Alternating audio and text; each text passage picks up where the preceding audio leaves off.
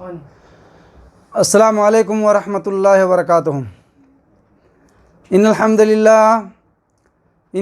للہ نحمدہ ونستعینہ ونستغفرہ ونعوذ باللہ من شرور انفسنا ومن سیئات اعمالنا من یہدہ اللہ فلا مضل لہ ومن یضلل فلا ہادی لہ واشہد ان لا الہ الا اللہ وحدہ لا شریک لہ واشہد ان محمدا عبدہ ورسولہ اما بعد فإن خیر الحدیث کتاب اللہ وخیر الحدی حدی محمد صلی اللہ علیہ وسلم وشر الامور محدثاتها کل بدعۃ ضلالہ۔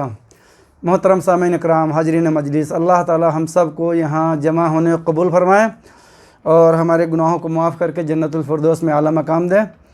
تو بھائیو، ہمارا جو آج کا دوسرا درس ہے، پہلے تھا دعا کے آداب اور آج کا ہے دعا قبول، یعنی دعا کس کی قبول ہوگی، دعا کی قبولیت کا وقت جو کیا ہوتا ہے وہ اب انشاءاللہ ہم لوگ حدیث کی روشنی میں سنیں گے۔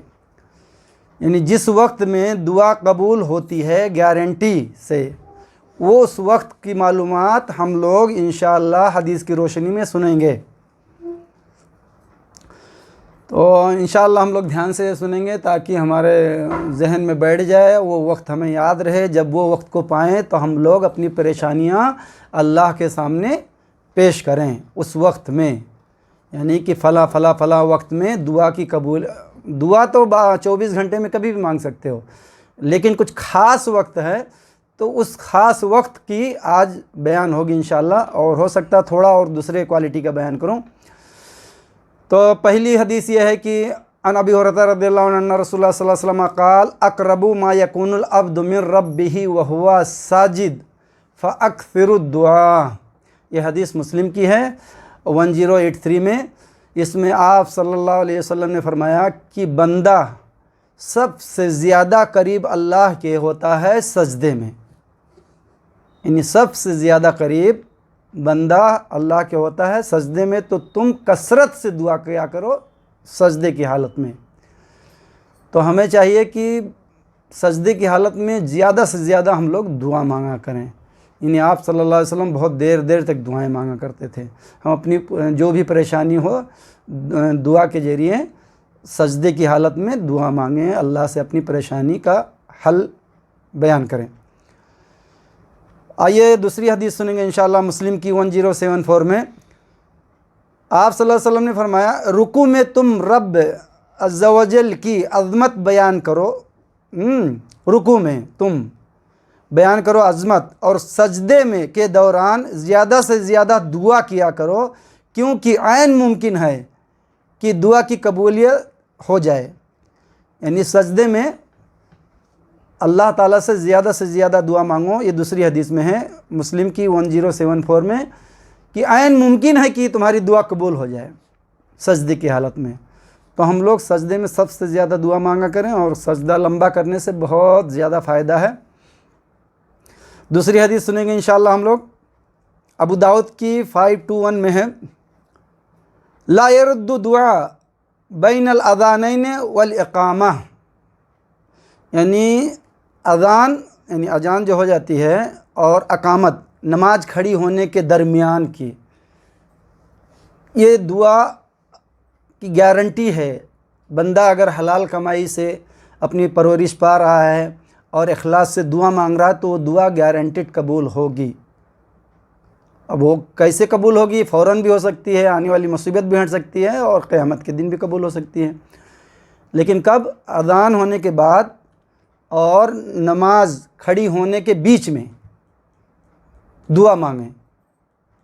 تو ہم زیادہ سے زیادہ اس موقع کا فائدہ اٹھائیں۔ یہ خاص موقع چل رہا ہے کہ جہاں پہ دعا گارنٹیڈ قبول ہوتی ہے۔ تو ہم نے تو سمجھ لیا کہ اذان اور اقامت کے درمیان، ٹھیک ہے، اقامت یعنی جب فرض نماز کھڑی ہوتی ہے، یعنی ان دونوں میں جو وقفہ ہوتا ہے اس میں ہم دعا کیا کریں، جو بھی پریشانی اللہ سے مانگا کریں۔ آئیے تیسری حدیث سنیں گے ہم لوگ انشاءاللہ، ترمذی کی ہے 3499 میں۔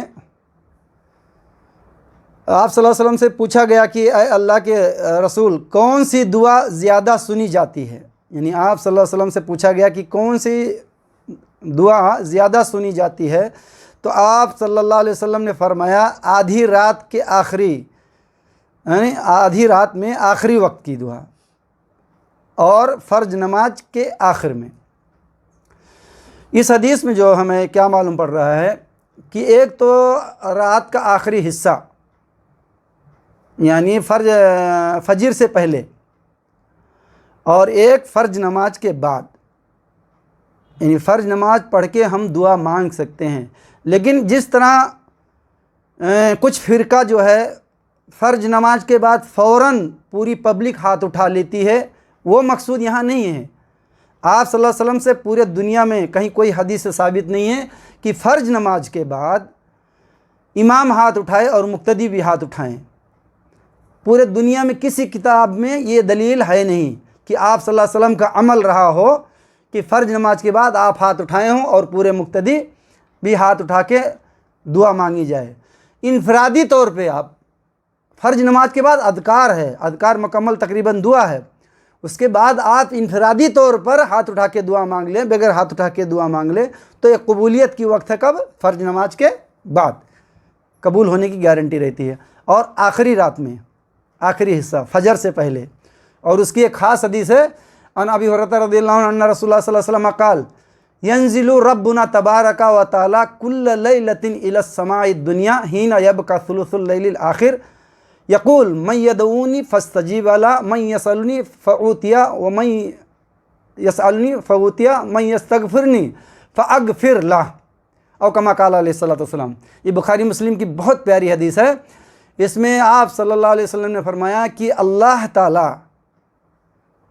تعالیٰ دنیا والے آسمان پہ آتا ہے آخری وقت میں، اس دنیا کے آسمان پہ، یعنی اللہ تو عرش پر ہے، لیکن یہ حدیث بتا رہی کہ اللہ تعالیٰ آخری وقت میں فجر سے پہلے دنیا والے آسمان پہ آتا ہے اور پکارتا ہے کہ کون ہے جس کی میں پریشانی دور کر دوں، کون ہے فقیر جس کو غنی بنا دوں، کون ہے گناہوں کی معافی مانگنے والے جس کی گناہ معاف کر دوں۔ تو یعنی یہ جو بھی بندہ مومن اس وقت میں نماز پڑھ رہا ہو، جو بھی مانگ رہا ہو اللہ تعالیٰ سے، تو وہ قبول کر لیتا ہے، اس کو وہ عطا کر دیتا ہے، کیونکہ اللہ تعالیٰ آخری وقت میں خود آ جاتا ہے، سمجھ لیجئے۔ یعنی حدیث کے الفاظ یہی ہیں کہ دنیا والے آسمان پہ آ جاتا ہے اور اعلان کرتا ہے کون ہے فقیر جس کو غنی بنا دوں، کون ہے پریشان حال جس کی پریشانی دور کر دوں، کون ہے بیمار جس کو شفا دے دوں۔ بخاری مسلم کی حدیث ہے۔ اور پہلی والی حدیث میں ہے کہ فرض نماز کے بعد اور آخری میں، تو دو حدیثیں آ گئی آخری رات کی یعنی فجر سے پہلے کی۔ اور ہم لوگ اپنی اگر فرض نماز جو پڑھتے ہیں 5 وقتہ، تو یعنی فجر سے آدھا گھنٹہ پہلے اٹھنے کی عادت ڈال لیں تو ہم تہجد پڑھ سکتے ہیں، یعنی اذان ہونے سے پہلے جو بھی ہم اللہ سے مانگ لیں گے، یا جو بھی یعنی 2 کام ہو جائے گا اس میں الحمدللہ۔ ایک حدیث اور سنیں گے انشاءاللہ ہم لوگ۔ بخاری کی حدیث ہے 1145 میں، نہیں یہ دوسری حدیث ہے، یعنی بخاری کی 6400 میں۔ یہ جمعے کے دن کا ہے جو ایک خاص وقت آتا ہے، اس کے متعلق 2-3 حدیثیں آئیں گی انشاءاللہ، ہم لوگ دھیان سے دیکھیں گے کہ جمعے کے دن کی کتنی اہمیت ہے۔ تو یہ بخاری کی حدیث ہے 6400 میں، عن ابی ہریرہ رضی اللہ عنہ ان رسول اللہ صلی اللہ علیہ وسلم قال فی یوم الجمعۃ ساعۃ لا یوافقها مسلم وهو قائم یصلی یسأل اللہ خیرا الا عطا وقال بیدہ، یعنی آپ صلی اللہ علیہ وسلم نے اس طرح کیا، وقال بیدہ یکللنها یجحدها، یعنی اس طرح کے الفاظ ہیں۔ اور کما قال علیہ الصلوۃ والسلام، آپ صلی اللہ علیہ وسلم نے فرمایا کہ جمعہ کا دن اتنا اچھا ہے کہ اس میں ایک گھڑی ایسی آتی ہے کہ جو بھی بندہ نماز پڑھتا ہو اور اللہ سے کوئی سوال کرے تو وہ اس کو عطا کر دیتا ہے۔ تو آپ صلی اللہ علیہ وسلم نے ہاتھ سے اشارہ کیا کہ وہ مختصر گھڑی ہے، جمعے کے دن مختصر گھڑی ہے، جمعے کے دن اس حال میں اگر جو بھی کچھ مانگ لے بندہ اور وہ موقع ہو تو وہ قبول ہو جائے گی۔ اس لیے ہم جمعے کے دن کثرت سے درود ابراہیم، استغفر اللہ، ان جو بھی جمعے کے دن خاص کر کے کرتے رہیں۔ آئیے ایک اور حدیث دیکھیں گے جمعے کے متعلق، یہ مسلم کی ہے 1975 میں۔ وہ مبارک گھڑی یعنی آپ صلی اللہ علیہ وسلم نے فرمایا وہ مبارک گھڑی امام کے ممبر پر بیٹھنے سے اور نماز ختم ہونے کے درمیان، امام جب ممبر پہ بیٹھتا ہے اور نماز ختم ہونے کے درمیان تب تک قبولیت کی وقت رہتی ہے، یعنی اللہ تعالیٰ سے جو بھی کوئی سوال کرے، جو بھی اپنے گناہوں کی معافی مانگے تو اس میں قبولیت کے امکانات ہیں۔ آئیے ایک حدیث اور سنیں گے انشاءاللہ ہم لوگ، جو عصر کے لیے خاص ہے، یعنی جو قبولیت کا وقت ہے۔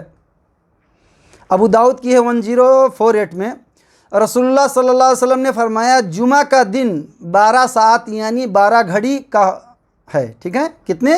12 گھڑی کا ہے۔ اس میں ایک گھڑی ایسی آتی ہے کہ کوئی مسلمان اس گھڑی کو پا کر اللہ تعالیٰ سے مانگتا ہے تو اللہ تعالیٰ ضرور دیتا ہے، لہذا تم اسے عصر کے بعد آخری گھڑی میں تلاش کرو۔ اس میں آپ صلی اللہ علیہ وسلم نے فرمایا کہ 12 گھڑی ہوتی ہے، ٹھیک ہے، یعنی دن کے 12 گھڑی ہوتی ہیں، اس میں ایک گھڑی ایسی آتی ہے جس میں آدمی کچھ بھی مانگے اللہ سے تو وہ پوری ہوتی ہے۔ تو آپ صلی اللہ علیہ وسلم نے کہا کہ وہ عصر کے بعد آخری وقت میں یعنی مغرب سے پہلے کا وقت ہوتا ہے۔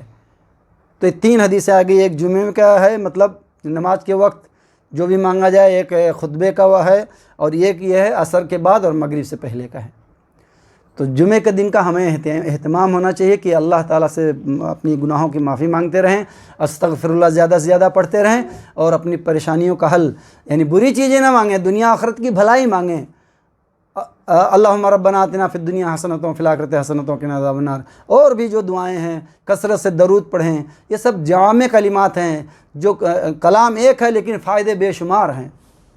ہاں، جو بھی یعنی آپ صلی اللہ علیہ وسلم کو جتنی اکثر دعائیں ملی ہیں سب کے سب جامع کلمات ہیں، بہت ساری، یعنی بہت سارے معنوں میں وہ اپنی اہمیت رکھتی ہیں، جیسے لا حول ولا قوۃ الا باللہ، یعنی بے شمار انگنت اس کے فوائد ہیں، ہم اور غم ختم ہو جاتا ہے۔ تو اس طرح ہم جو بھی، تو یہ جو میں ابھی وقت بتا رہا ہوں یہ وقت خاص ہے، باقی آپ 24 گھنٹے میں کبھی بھی اللہ سے دعا مانگ سکتے ہو، ٹھیک ہے۔ آئیے ایک حدیث اور سنیں گے ہم لوگ، یعنی وہ بارش کا وقت ہے کہ بارش جب اترے تو دعا کی قبولیت کا وقت ہوتا ہے۔ یہ ہے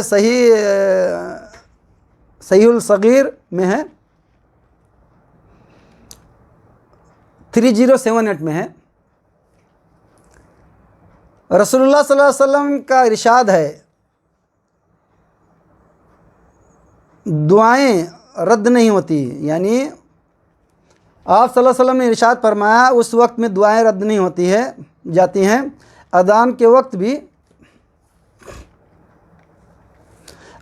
وقت بھی اور بارش کے وقت، یعنی اس حدیث میں 2 ہے، ٹھیک ہے، یعنی اذان کے وقت کی دعا اور بارش جب اترتی ہے نا اس وقت کی دعا،